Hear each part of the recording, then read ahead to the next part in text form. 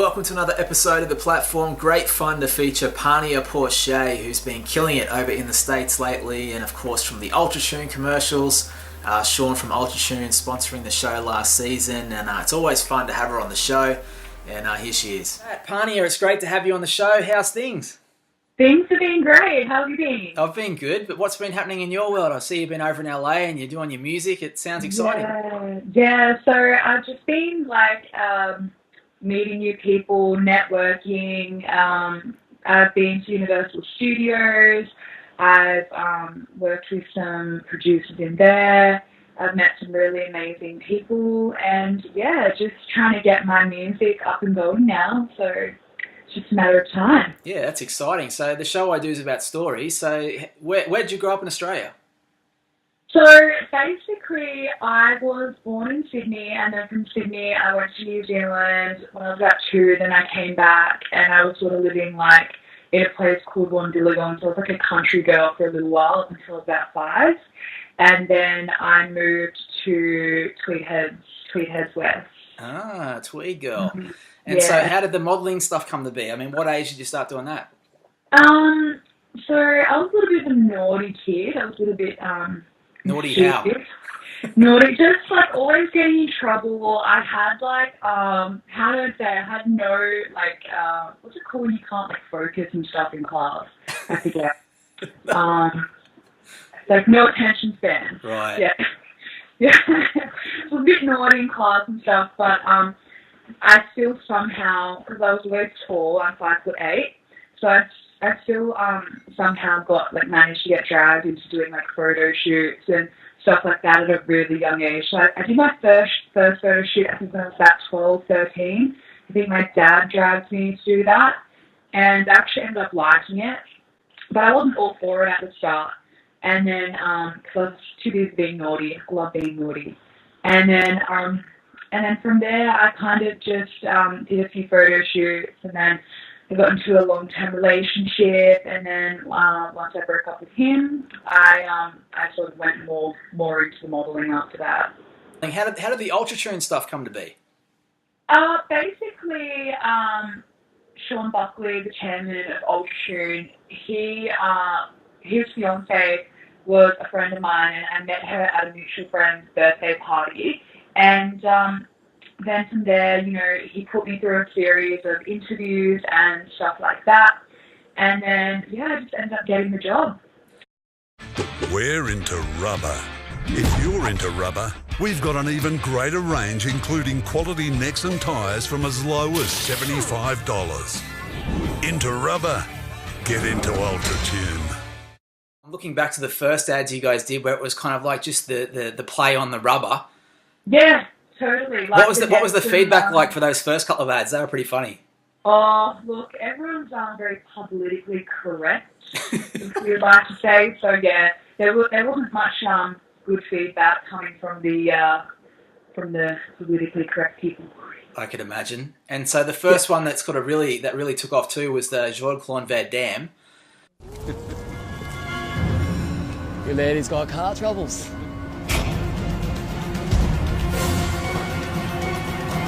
Big trouble, guys. Yeah! OMG! Yeah!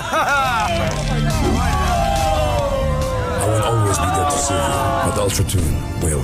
Car trouble? Avoid unexpected situations with Ultratune Roadside Assist. What was it like working with him?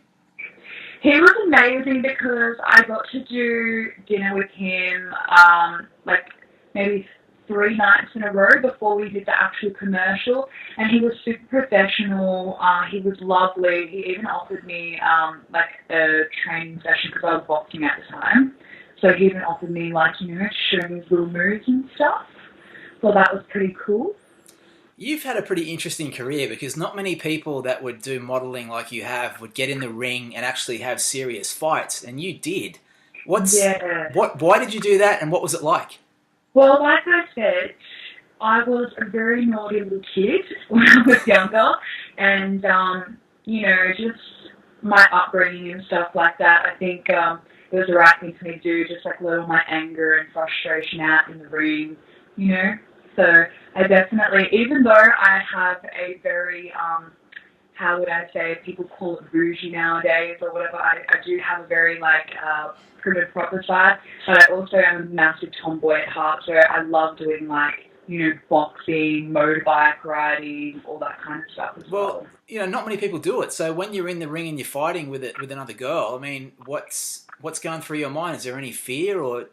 You just really don't want to lose. I think that's the main thing, especially when, you've got people in the crowd who you love and who you don't want to let down. And, you've done all the training and you've had to cut all the weight. I mean, like I said, I'm a big girl.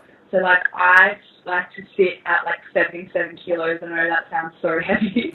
Right now I'm 70 kilos because I've been, training and stuff again. But, my boxing weight was 66.6 kilos. So, yeah, to cut all that weight from 77 and basically cut 10 kilos. Wow. And then, you've got to, have good nutrition. You train twice a day. So I was doing explosive training in the mornings. And then I was doing, that was weights and all that kind of stuff as well, but all explosive. And then I was doing boxing for 2-3 hours at night. So it got very strenuous, on my body and stuff like that. So yeah, it was very hard.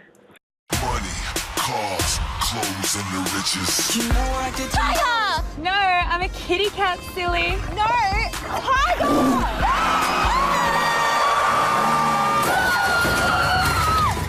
Dad! Ladies, Mike Tyson? world champion. Oh my God! Have you ladies seen Francis? You know, my tiger, king of the jungle. Oh.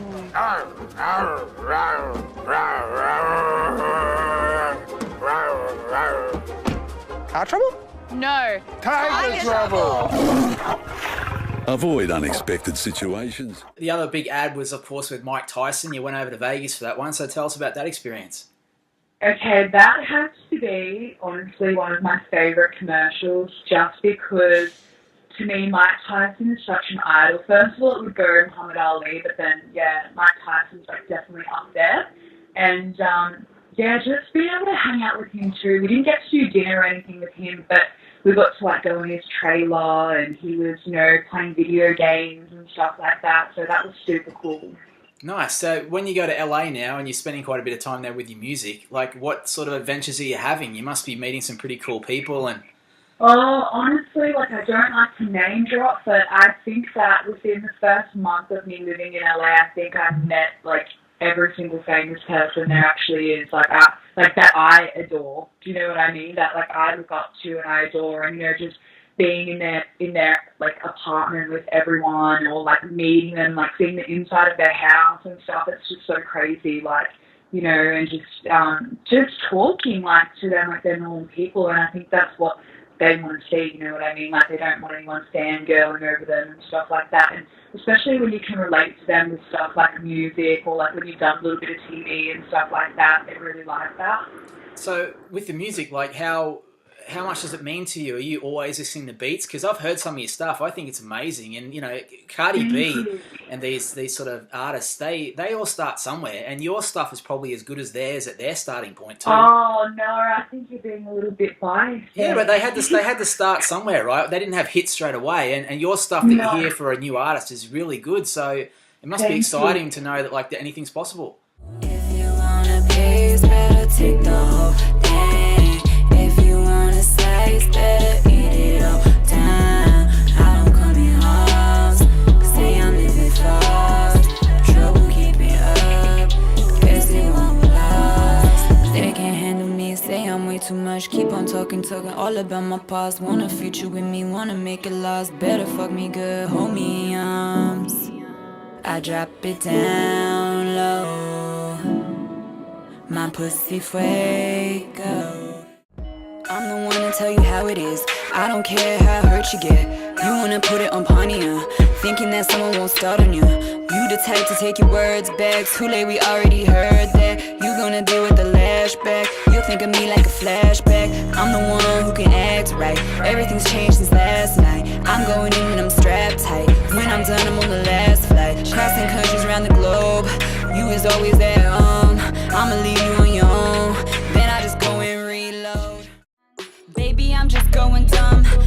bad bitch, big bank, big sums. Diamonds dancing on my wrist. Ass thick enough for the world to kiss. Telling me it's my touch they miss. Pull up with a hand on their chest, crush you off the list. Yeah, I'ma crush you off the list. Sorry, baby, it won't faze me. Didn't have to end like this. Heard the money calling, so I had to dip. Won't settle for the average. Won't settle for the average. Picture perfect, I'm way too glamorous. Picture perfect, I'm way too glamorous. Yeah, well, I mean, I'm extremely picky and I'm a big perfectionist. So yeah, I definitely try to keep it on that higher quality level and just not release it. Like, I mean, I've showed like Diddy's people because like they're friends of mine in LA as well. Like I've showed his people my stuff and they're like, just wait, like we'll clean it up more, we'll clean it up, and I'm just like, oh, I just want to release it, because they try to say, make as many songs as you can before like you start releasing stuff, so you can always like keep on releasing stuff, and have dates and cover art and all that kind of stuff. And that's what I've sort of been trying to get my head around, is like the whole cover art side of things and release dates and all the PR stuff. Yeah, but you're writing your own tunes and stuff too, so I'm sure there's going to be a good opportunity over there to work with some great songwriters. Oh yeah, absolutely. Yeah, there's some amazing songwriters there. Like, I got to go like in the booth with one of like Snoop Dogg's producers, and like even just like being in there with them, like watching them all write in the back and in the booth, like I was just like, wow, this is crazy. Like it feels like you're in a movie. Well, who is some of your favourite artists? Oh look, at the moment it's really funny. I don't know if you would know many of them because I'm like a real trap girl. So I like Kevin Gates and NBA YoungBoy and like my new favorite actually right now is NLE Chopper.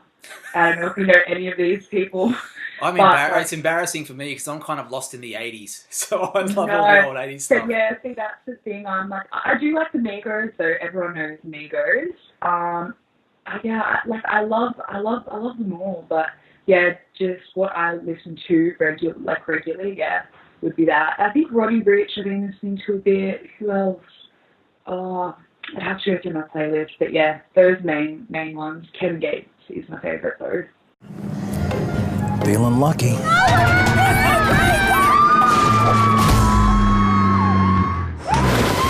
Women overboard. Welcome aboard. And I'm all out of towels. Winning.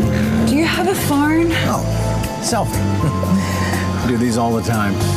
Avoid unexpected situations. Get your car serviced at UltraTune. Boat trouble? No. Car trouble. Wow. Well, the last UltraTune ad that we got a lot of press in Australia was, of course, the legend himself, Sheen. So what was that experience like from start to finish? He was honestly such a gentleman because not only did I get to do the TV commercial with him, I also got to do a Maxim magazine front cover with him, and he was the first man to, don't hold me on it, but I'm pretty sure he was the first man to grace the cover of Maxim Australia. Hey everyone, Charlie Sheen here. Be sure to check out my new Maxim Australia cover. First male on the cover, Maxim Australia.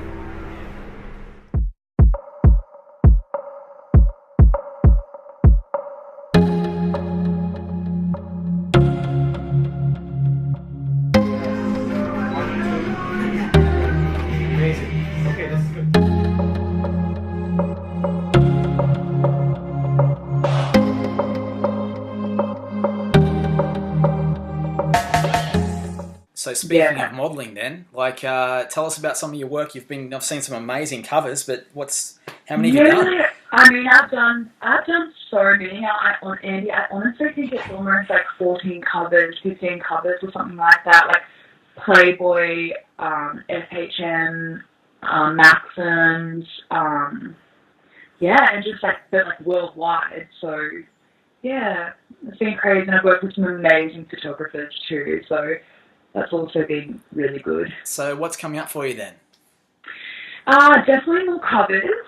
I've always got photo shoots and stuff like that booked in. Definitely want to do more music. I'm meant to be going back to LA in May to be filming Series 14 of MTV Wildin' Out with Nick Cannon. So that's going to be fun. Wow, that sounds so cool. So there's great opportunities for you in Los Angeles.